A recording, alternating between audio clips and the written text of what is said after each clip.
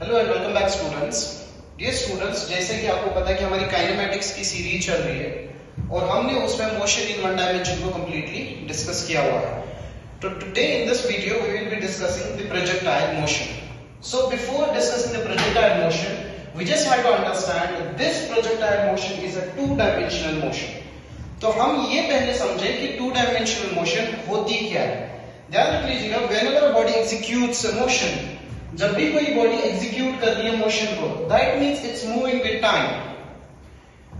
चाहे वो body straight line में जा रही हो, चाहे वो बॉडी वर्टिकली अपवर्ड जा रही हो, तो बॉडी का जब एक बॉडी इज मूविंग, इसका पोजीशन कोऑर्डिनेट हमेशा टाइम के साथ चेंज होता है। If case the body is moving और ये बॉडी जा रही है straight way, in this case the body is going the straight way, आप क्या ऑब्जर्व कर रहे हो?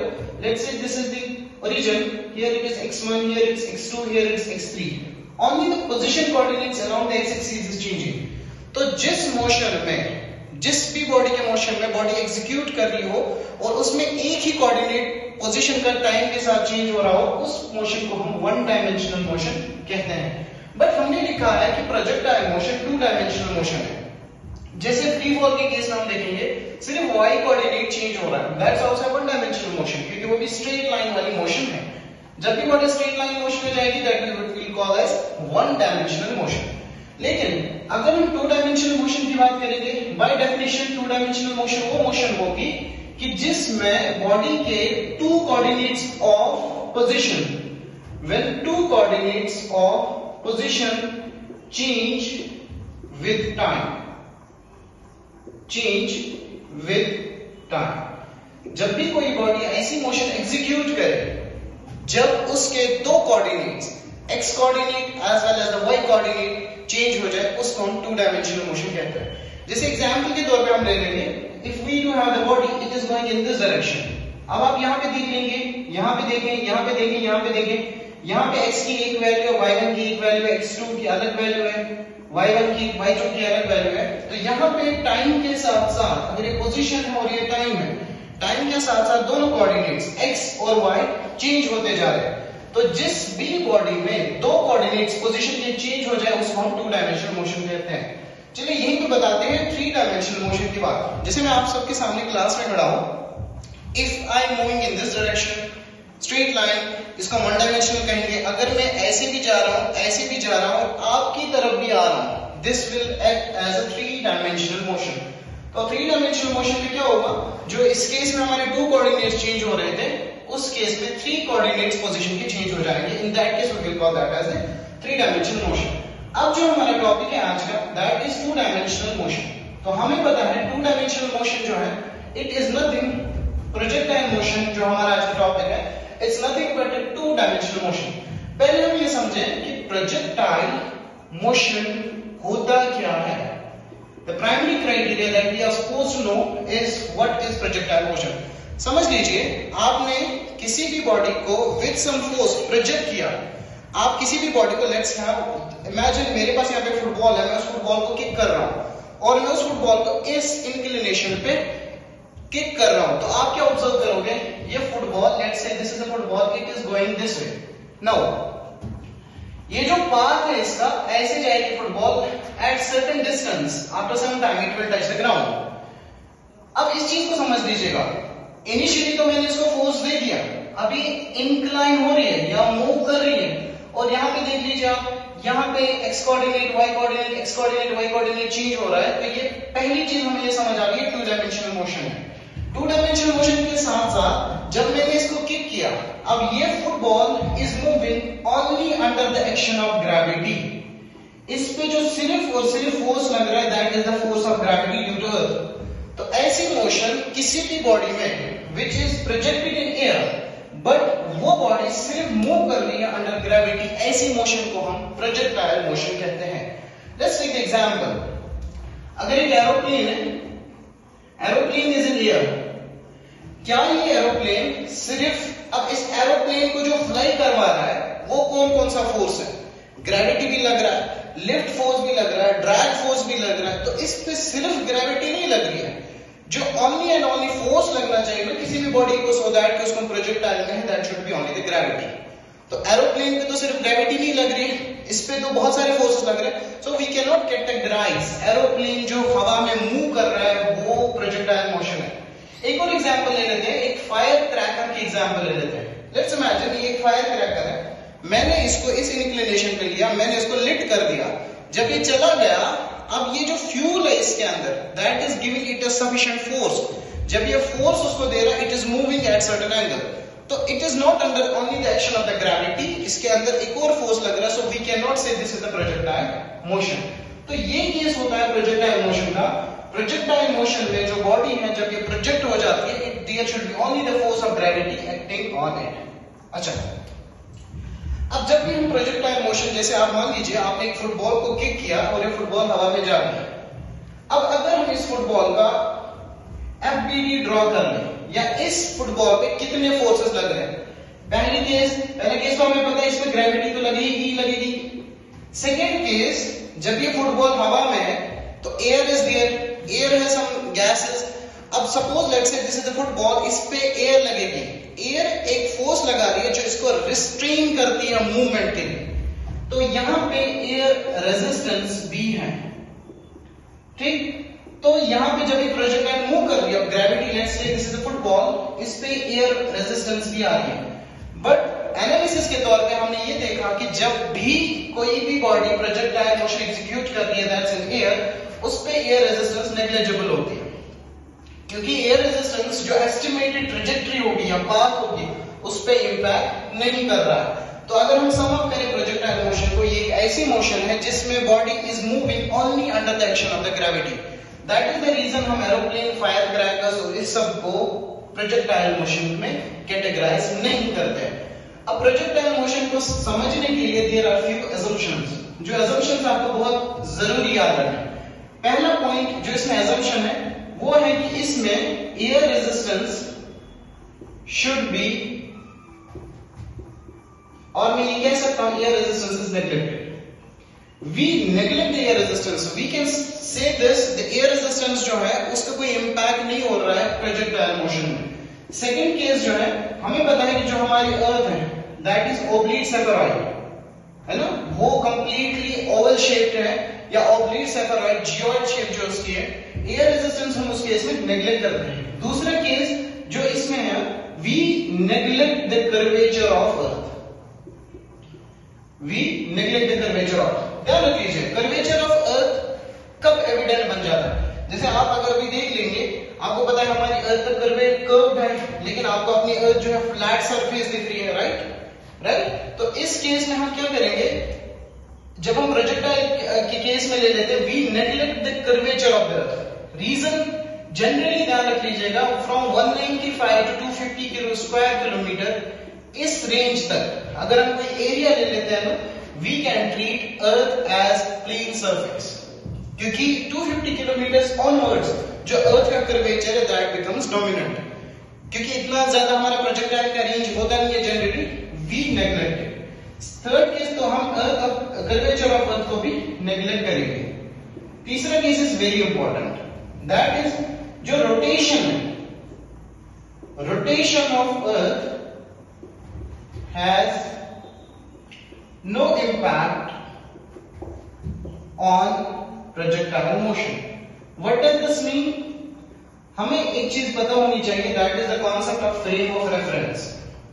फ्रेम ऑफ रेफरेंस देख लीजिए, जैसे अगर हम फ्रेम ऑफ रेफरेंस की बात करेंगे, we know this is a plane, generally अगर हम 3 डायमेंशनल मोशन की बात करेंगे या 2 डायमेंशनल मोशन की बात करेंगे, जिस फ्रेम के रेस्पेक्ट में एक ऑब्जेक्ट मूव कर रहा है उसको हम फ्रेम ऑफ रेफरेंस कहते हैं। अगर मैं यहाँ पे ऑब्जेक्ट को मूव करा रहा हूं तो मेरे लिए जो फ्रेम ऑफ रेफरेंस है दैट्स एक्स वाई, और यहाँ पे अर्थ के लिए जो भी बॉडी है, अगर मैं किसी फुटबॉल को किक कर रहा हूं, जब वो फुटबॉल हवा में जा रही है तो उसके लिए frame of earth is earth, frame of reference is earth. और ये अर्थ का रोटेशन, अर्थ तो रोटेट कर दिया ना, उस अर्थ का rotation it would have some impact but we neglect that, कि अर्थ का रोटेशन प्रोजेक्टाइल मोशन पे कोई इंपैक्ट नहीं करेगा।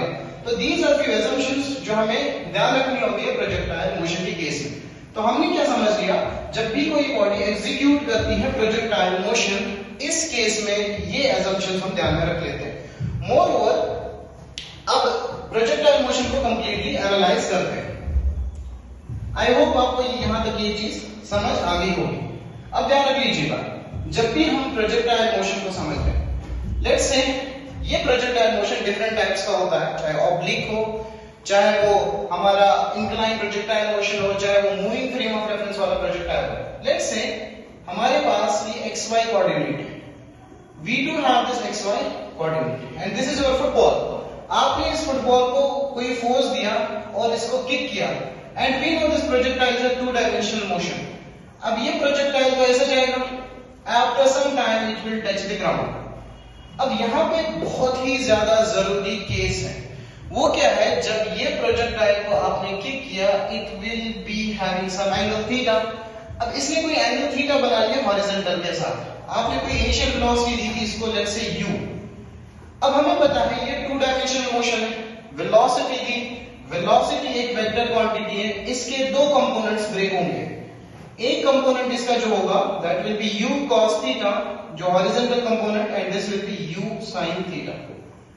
अब मोस्ट इंपॉर्टेंट पॉइंट यहां पे समझ लीजिएगा, जब ये बॉडी प्रोजेक्टेड हो चुकी है, इस केस में क्या होगा, एयर रेजिस्टेंस तो है नहीं, जब हॉरिजॉन्टल में कोई फोर्स नहीं लग रहा है, जब भी हॉरिजॉन्टल डायरेक्शन में कोई बॉडी प्रोजेक्ट हुई है, हॉरिजॉन्टल डायरेक्शन में कोई फोर्स इस पे लग नहीं रहा, व्हाट डज दैट मीन, जो इस बॉडी की एक्सेलरेशन जो होगी दैट विल बी कांस्टेंट। जो हॉरिजॉन्टल डायरेक्शन या एक्स डायरेक्शन में इसकी वेलोसिटी है वो होगी कांस्टेंट, बिकॉज़ क्योंकि एक्सेलरेशन कांस्टेंट होगी, क्योंकि चेंज इन वेलोसिटी नहीं हो रहा। जब चेंज इन वेलोसिटी नहीं हो रहा, I can say because the force in x direction is zero. तो इसका मतलब जो ये horizontal component of u cos theta है, ये u cos थीटा, यहां भी u cos थीटा होगा, यहां भी u cos थीटा होगा, यहां भी u cos theta, it will be same everywhere. क्योंकि हमने ये देख लिया कि horizontal neglect air resistance, air resistance का हो सकता था impact, but we neglect that. लेकिन अब अगर मुझे एक बात बता दीजिए, ग्रेविटी को आप इग्नोर नहीं कर सकते, क्योंकि प्रोजेक्टाइल मोशन की डेफिनेशन बाय डिफॉल्ट ये वो फोर्स और वो motion which is under gravity. अब यहां पे भी ग्रेविटी होगी, यहां पे भी ग्रेविटी होगी, यहां पे भी ग्रेविटी होगी, एंड सो ऑन। तो अब हमने ये देख लिया हॉरिजॉन्टल डायरेक्शन में जो इसकी एक्सेलरेशन है दैट इज कांस्टेंट, बट अगर मैं एक्सेलरेशन इन वाई डायरेक्शन की बात करूंगा that is not constant, that is actually acceleration due to gravity. और this acceleration due to gravity in vertical direction will be constant throughout. तो यहां पे आपने ये चीज समझ ली कि हॉरिजॉन्टल डायरेक्शन जब इस प्रोजेक्टाइल के दो केसेस होंगे, हॉरिजॉन्टल डायरेक्शन में एक्सेलरेशन कांस्टेंट है, एक्सेलरेशन कांस्टेंट इस वजह से है कि ये फोर्स जीरो है, लेकिन वर्टिकल डायरेक्शन में जो इस पे नेट फोर्स लग रहा है that is due to gravity. अब यहां पे कॉन्सेप्ट आता है, concept of principle of physical interdependence. Concept of principle of physical interdependence,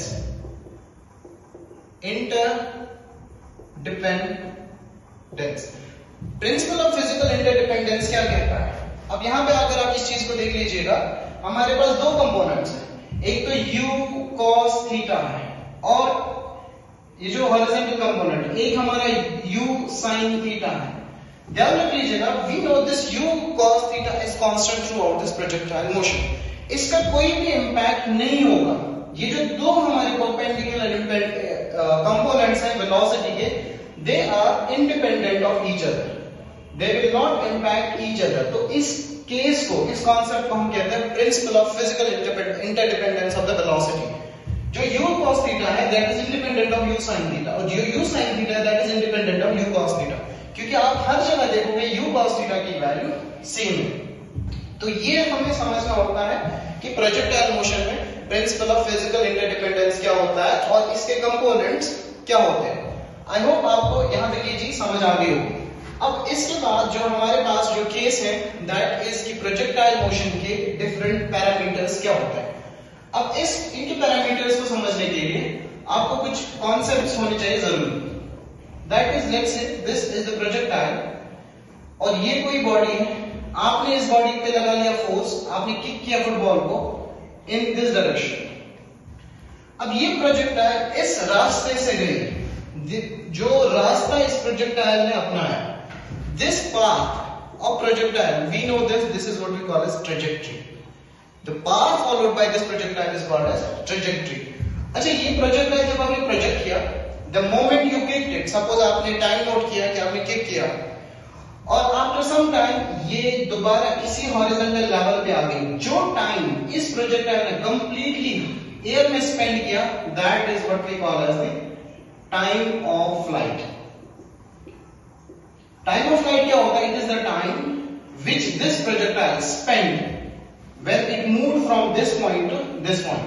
अच्छा, ये प्रोजेक्टाइल यहाँ पे था, ये प्रोजेक्टाइल यहाँ पे पहुंच गया due to u cos theta. ये जो ये horizontal distance है, this is what we call as the range, and we can also call this as the horizontal range. और ये प्रोजेक्टाइल की अगर आप देखोगे यहाँ पे हमारी मैक्सिमम हाइट आ जाती है. कितना हाइट है? This height is the maximum height. अब हम इस चीज को समझते हैं कि जो फर्स्ट पैरामीटर है जो जिससे हम डिक्टेट करते हैं प्रोजेक्टाइल मोशन को, that is the concept of time of flight. अब टाइम ऑफ फ्लाइट क्या है? It is the time taken by projectile from moving from the starting point two the end point. इसको हम projectile motion कहेंगे, sorry इसको हम time of flight of this projectile motion कहेंगे. अब एक बात बता दीजिए आप, जब ये बॉडी प्रोजेक्ट हुई, यहाँ पे u cos theta, this is u cos theta, यहाँ पे u sin theta, vertical component of the velocity will be only u sin theta. अब जब ये प्रोजेक्टाइल रेज हुआ, a stage will come at the topmost point, जहां पे इसकी velocity vy जो होगी, that is u sin theta, ये जीरो हो जाएगी. रीजन, अगर ये uy जीरो नहीं होती, what would have happened?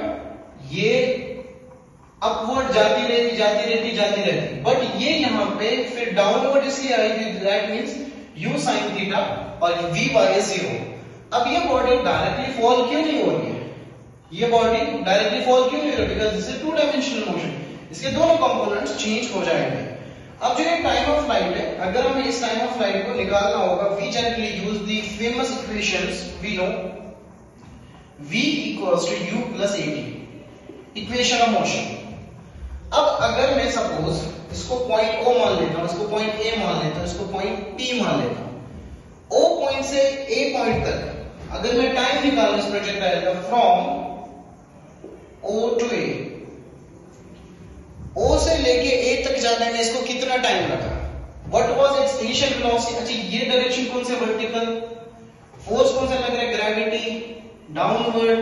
Let's say इसको टाइम लग गया t, but we just have to calculate that how much will be that. इस पॉइंट A पे जाने पे इसकी वेलोसिटी कितनी होगी? 0. और जो इसका कंपोनेंट है वेलोसिटी का, वो कौन सा है? u sin theta. जो एक्सेलरेशन है, जो हमने फोर्थ असम्पशन में देखा था, जो एक्सेलरेशन प्रोजेक्टाइल पे होता है ना, that is constant and uniform through out. तो इसमें जो ग्रेविटी लग रही है, एक्सेलरेशन पे ग्रेविटी लग रही है, that is we know that's the downward direction, और जा तो ये ऊपर है, g multiplied by t. This is the time taken from time. This is the time t taken by the projectile in moving from O to A. If we will calculate this time of flight, यहाँ तक half time of flight. तो हमने ये देखा कि जब ये body project हो जाएगी O से लेके A तक, A पे इसकी वेलोसिटी कितनी है? 0. जो v equals to u plus at है हमारी famous equation. we will put this as u as 0. u जो इसकी वेलोसिटी है, जो इसका वेलोसिटी का कंपोनेंट है, that is only u sin theta, क्योंकि ये वर्टिकल डायरेक्शन में जा रहा है. That we will take u sin theta minus, क्योंकि gravity g multiplied by t. तो यहां से आप अगर टाइम ऑफ फ्लाइट निकालेंगे, this is the time of flight from O to A only. This will be equal to u sin theta divided by g. And this is the important equation. Now, projectile तो हम तब कहेंगे ना जब ये time of flight तो हम कहेंगे ना कि इट इज द टाइम कि ये एयर में कितना रहा. अब तो ये यहाँ टच भी होगा, तो the time taken will be same. तो इस टाइम ऑफ फ्लाइट को अगर हम कैपिटल T से डिनोट करेंगे, we will write t equals to 2 times t. Here it will be twice of it, so it will be 2u sin theta over g. So the time of flight of this projectile is calculated by 2u sin theta over g. Now इस चीज को समझ लीजिएगा. इसका मतलब ये जो time of flight है दिस प्रोजेक्टाइल का, ये दो फैक्टर्स पे डिपेंड करता है, एक तो वेलोसिटी पे और थीटा. अब यहाँ पे एक चीज समझ लीजिएगा, अगर वेलोसिटी कांस्टेंट है, if u is constant, we know the u, अब ये टाइम ऑफ फ्लाइट जो डिपेंड करेगा ना, it depends on theta, depends on theta. तो थीटा जो है डिटरमाइनिंग फैक्टर है टाइम ऑफ फ्लाइट का। तो अगर थीटा मैक्सिमम होगा, साइन थीटा मैक्सिमम होगा, तो टी हमारा मैक्सिमम होगा। आप मिनट कर, अच्छा अच्छा अच्छा अच्छा, अरे रुको था ऐसे, नहीं रुका है, वो रुको था, नहीं इसको ये रुका होगा। यहाँ पे हमने ये चीज सीख ली कि टाइम ऑफ फ्लाइट जो है ना, it depends on the theta और u। अगर हम u को कांस्टेंट रखेंगे, time of flight will depend on theta, तो t will be maximum in case sin theta is maximum. तो ये चीज हमने यहाँ पे समझ ली। अब यहाँ पे हमारा एक और कॉन्सेप्ट है, that is the concept of the complementary angles. Complementary angles का मतलब है, देख लीजिए, अच्छा इस प्रोजेक्टाइल मोशन में एक चीज ध्यान रख लीजिएगा, the angle of projection this theta should be greater than 0 but it should be less than 90। ये रेंज होती है इसकी थीटा की। अच्छा अगर मैं कॉम्प्लीमेंट्री एंगल्स को ले लूं, let's say I have thrown a projectile eight an angle theta, उस केस में time of flight was t1। Now जो थीटा का कॉम्प्लीमेंट्री एंगल होगा वो क्या होगा, 90 माइनस थीटा, क्योंकि रेंज ये है। तो उस केस में let's say time is t2। तो अगर मुझे t1 ओवर t2 निकालना है, तो I will write 2u sin theta over g divided by 2u sin 90 minus theta over g। g and g cancels, u and u cancels, 2 and 2 cancels, sin 90 minus theta is cos theta, so I will write sin theta over cos theta। तो जो time of flight at complementary angles, that is t1 over t2 is nothing but tan of theta, ध्यान रख लीजिएगा। तो complementary angles के लिए time of flight के लिए we just write t1 over t2, that is the tan theta।